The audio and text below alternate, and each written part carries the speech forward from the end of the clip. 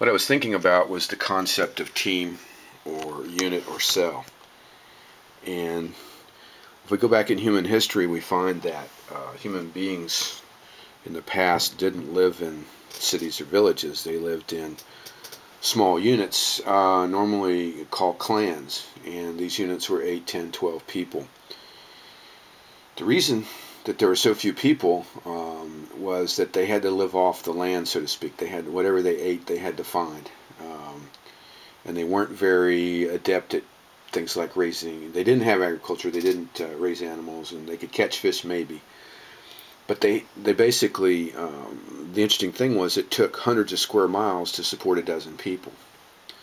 And you would think, gosh, there's enough food in a square mile or two to feed, but there's not when you're looking at 12 people.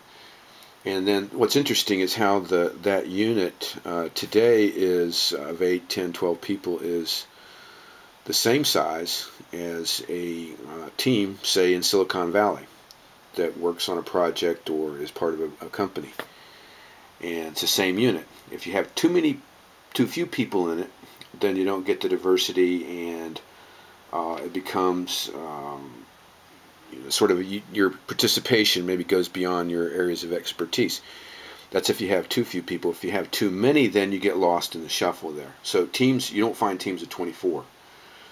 In Silicon Valley, if you have 24 people that are on a project, it's 2 or 3 teams. They split up. At any rate, I thought that was interesting as a little bit of chit-chat to introduce, to start today. Why do you do chit-chat?